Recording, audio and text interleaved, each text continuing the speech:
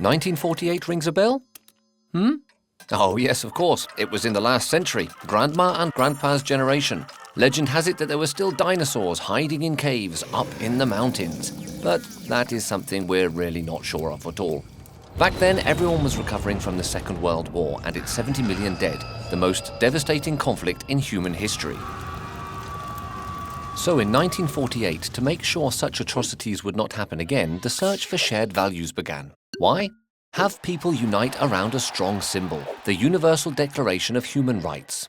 What is less known is that it was adopted by the UN General Assembly and has become the most translated text on Earth. But what are human rights? The rights you are entitled to simply because you are a human being. In other words, everyone benefits from them from birth, without exception or distinction. The idea behind it is that these rights are like needs. They are absolutely necessary to live well. Without them, it would be the law of the jungle, and you'd risk being beheaded if your government didn't like your Facebook status. In the Declaration's 30 articles, there are the civil and political liberties, such as the right to life, the right to vote, freedom of expression, or the prohibition of slavery and torture. Rights are interdependent, indivisible, and interrelated. This means that if a right is not respected, a series of other rights won't be either. If you are homeless, you live in the streets, so you can't sleep. You get sick, you don't go to school, and won't find a job.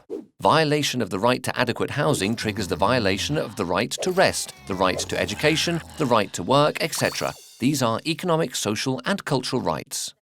Okay, so a great text was agreed upon, but who does what? Well, on paper, the state's mission is to take the necessary measures for the Declaration to be respected. But in reality, there are some very bad students. The Declaration is not a legislative text, it's an ideal. Its name says it all, it is a declaration. Therefore, it is not valid in a court of law. But most states have integrated human rights in their constitution, and therefore, they must guarantee them. You can defend human rights only if you know them. Everybody's role is to ensure they are respected. Collective conscience means that each and every person is responsible for everybody else's well-being. Therefore, we can all get involved, protest against injustices, and make the universal rights ideal succeed.